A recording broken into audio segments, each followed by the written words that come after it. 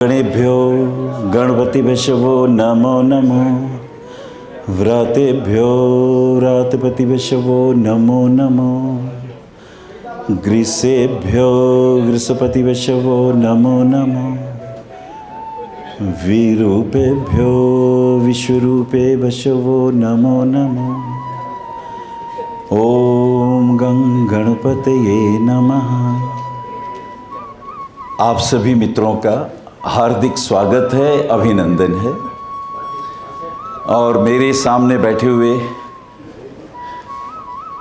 ज्योतिष के प्रकांड विद्वान, ज्ञानीजन, अलग अलग विधाओं के विशारद, सभी के तप को नमन करता हुआ मेरे मन में है कि उपचय भाव और त्रिखड़ाय भाव में क्या अंतर होता है।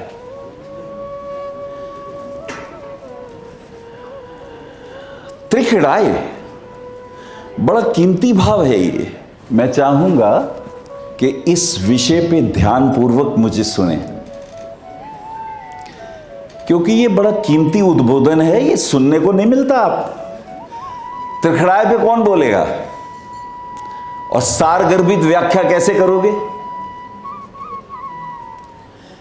क्योंकि उपचय और त्रिखड़ाय कहते किसे हैं, पहले तो ये जान लें। यद्यपि आपने बहुत पढ़ा होगा, बहुत सुना होगा, लेकिन इसकी शास्त्रोक्त व्याख्या ठीक ठीक समझी भी होगी। ये बहुमूल्य है। उपचय का अर्थ होता है शीघ्रता से प्राप्त करना। अब कमाल तो तब होता है कि केंद्र और त्रिकोण के बारे में तो हम बड़े प्रसन्न होते हैं, लेकिन अगर तीसरे घर, छठे घर और 10वें और 11वें, अब 10वें 11वें में परेशानी नहीं होती, लेकिन तीसरे और छठे भाव में, क्योंकि उपचय के ये चारों भाव हैं। शास्त्रकार तो, फल दीपिका तो ये भी कहती है कि अगर तीसरे, छठे, 10वें और 11वें ही सब शुभ ग्रह आ जाए, खास करके शुक्र आ जाए, गुरु आ जाए, बुध आ जाए, तो ये अद्भुत योग का निर्माण हो जाता है। ये व्यक्ति सुखी रहेगा, इस व्यक्ति की सेहत अच्छी होगी, इसको धन की प्राप्ति होगी, इसको यश की प्राप्ति होगी। तीसरे और छठे में तो कारण क्या रहा? पराशर ऋषि ने क्या सोचा? इसमें दशम भाव बहुमूल्य है, जो त्रिखड़ाय में नहीं है। त्रिखड़ाय के अंदर क्या होता है? तीसरा, छठा और 11वां, 10वां नहीं है वहां। अगर त्रिखड़ाय में 10वां भाव जोड़ दिया जाए तो उसे उपचय कहते हैं। और उपचय का उसमें भी एक कमाल है कि दशम भाव कर्म का है। अब देखिए, तीसरा भाव संकल्पों का, तीसरा भाव प्रयासों का, तीसरा भाव कुछ प्राप्त करने के निर्णयों का, लेकिन इसको शक्ति कौन देता है? छठा भाव। छठा भाव आपकी सोची हुई कल्पनाओं को आकार देता है, मजबूती देता है, वो होता है छठा भाव। छठा भाव में चैलेंजेस हैं, वो साधना का भाव है। जैसे अभी पूज्य पाद ने कहा कि मैंने ज्योतिष भी चाहा, आयुर्वेद भी चाहा और तंत्र भी चाहा, लेकिन मेरे गुरुदेव ने मना कर दिया। कुछ सोच के मना किया होगा, क्योंकि तंत्र व्याख्या नहीं है, तंत्र में प्रवचन नहीं होते, करना होता है। तंत्र करने का विधान है, और करके जो अनुभव हो, जो अनुभूति हो, उसकी बात तंत्र है। ज्योतिष पे प्रवचन है, योग पे प्रवचन है, पर प्रवचन के साथ योग करना भी होगा, लेकिन तंत्र में करके दिखाना होगा। दैट इज ए प्रैक्टिकल आयाम। ऐसे ही उपचय भाव का तीसरा भाव आपके संकल्पों का, प्रयासों का, छठा भाव उस प्रयास और संकल्प के अंदर मेहनत करने का, साधना करने का, वहां आपको रुकावटें मिलेंगी, वहां आपका स्वास्थ्य खराब हो सकता है, वहां पर शत्रु भाव आपसे द्वेष कर सकते हैं, वहां पे ईर्ष्यालु जन आपको रोकेंगे। इस छठे भाव को पार करना होगा। रोग, रिपु, ऋण तो छोटी मोटी बात है, छठा भाव तो आपके अनंत जन्मों के अवरोधक का भाव है। इसको पार करना होगा, और इसको पार करेंगे तो 11वें भाव की प्राप्ति आपको हो जाएगी। वो उपलब्धि का भाव है, वो प्राप्ति का भाव है, लेकिन वो प्राप्ति तब होगी यदि दशम भाव सक्रिय हुआ। दशम भाव कर्म का है। यहां कृष्ण कहते हैं कर्मण्येवाधिकारस्ते मा फलेषु कदाचन। तो त्रिखड़ाय में क्या बात है? क्यों कहा पराशर ऋषि ने कि त्रिखड़ाय के स्वामी पापी होते हैं? ये बड़ी कमाल की बात है। त्रिखड़ाय में तीसरा, छठा और 11वां भाव है, वहां दशम का अभाव है, इसलिए त्रिखड़ाय को कह दिया गया ये पापी हैं। परंतु त्रिखड़ाय का मतलब क्या होता है? ये एक टर्निंग पॉइंट है, इसे ध्यान से सुनिएगा। त्रि, व्याख्या सुनिए त्रिखड़ाय की। त्रि का मतलब तीसरा भाव, षट का मतलब छठा भाव, और आय का मतलब 11वां भाव। तीनों को जोड़िए, बना त्रिखड़ाय। ये कमाल है। परंतु यह भी कहा गया कि त्रिखड़ाय के भाव के स्वामी जहां भी बैठते हैं वहां पाप अशुभता का निर्माण करते हैं। तीसरे, छठे और 11वें भाव के स्वामी जहां भी विराजते हैं वहां अशुभता देते हैं। अच्छा, तो क्या केंद्र में भी देते हैं? जी हां, केंद्र में भी देते हैं, क्योंकि केंद्र के स्वामी न्यूट्रल होते हैं, तभी तो उन्हें केंद्र अधिपति दोष लगता है। अच्छा, तो क्या त्रिकोण में? अगर त्रिखड़ाय के स्वामी उच्च के होकर भी त्रिकोण में हो तो भी अशुभता देते हैं।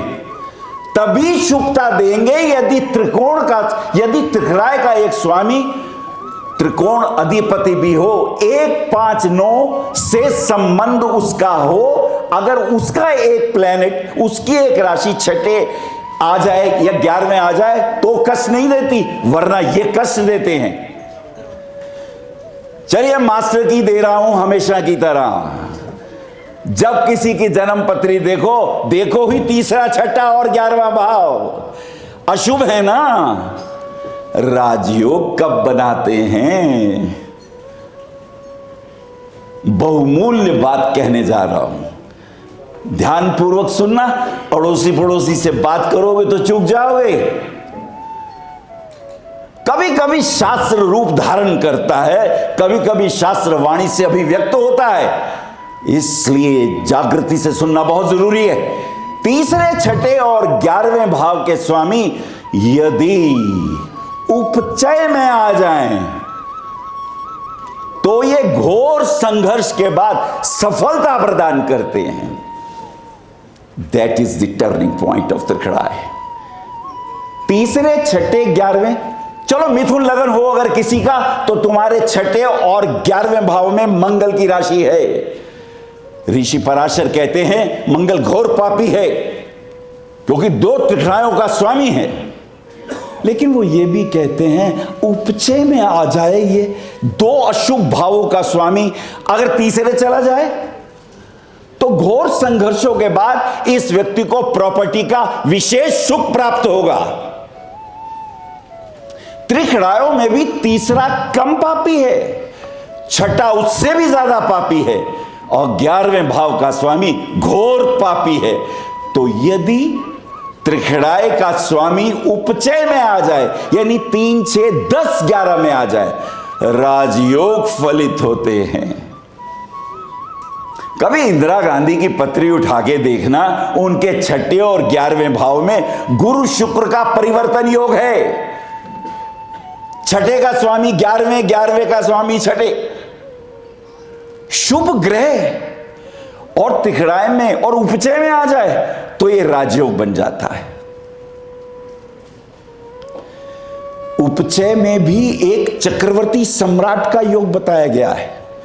पराशर ऋषि कहते हैं कि यदि तीसरे, छठे, 10वें, 11वें शुभ ग्रह हो, शुभ ग्रह याद रखना 3 ही होते हैं नैसर्गिक शुभ, एक शुक्र होता है, एक बुध होता है, एक गुरु होता है।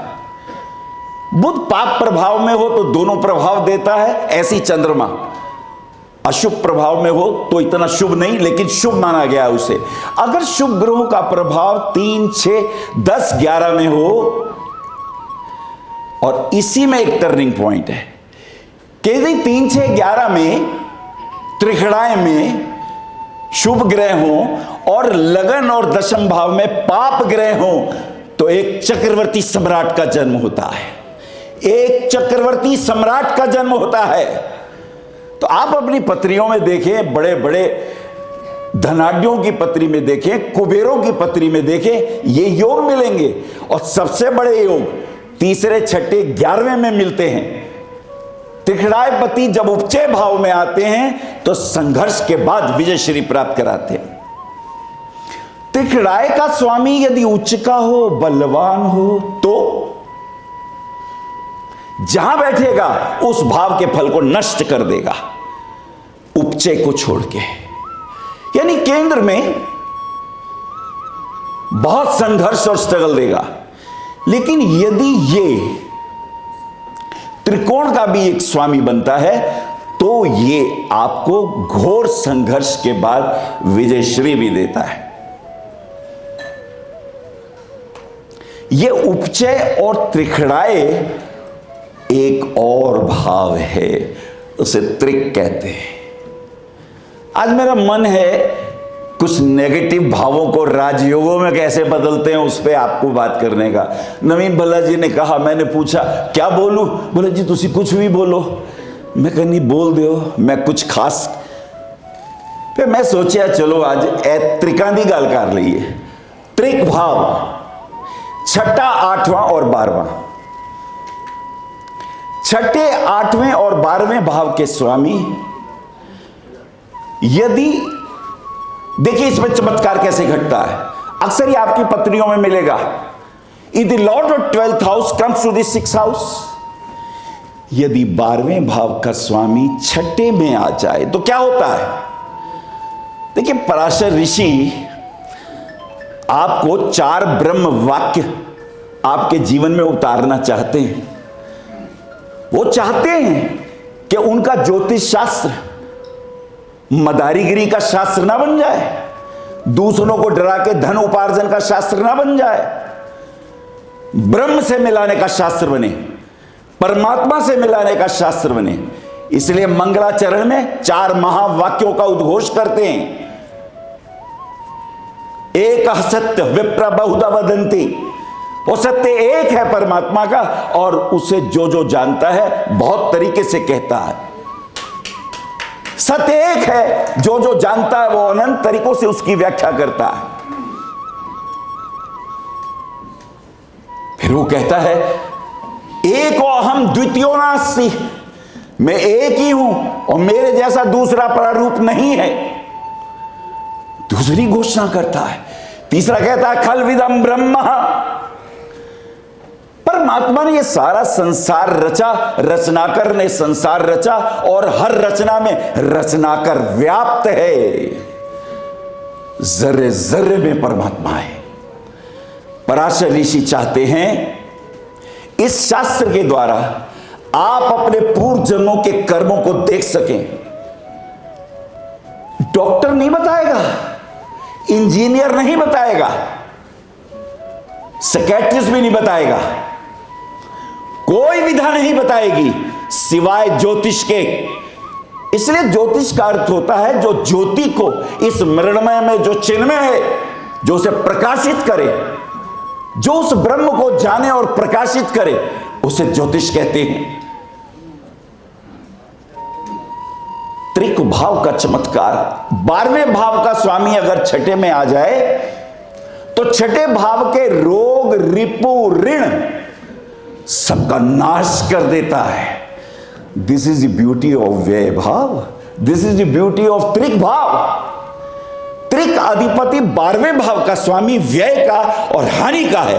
अगर वो छठे में जाएगा तो रोग रिपु ऋण की हानि कर देगा। यह विशेष बात है 12वें भाव की छठे भाव में जाने पर।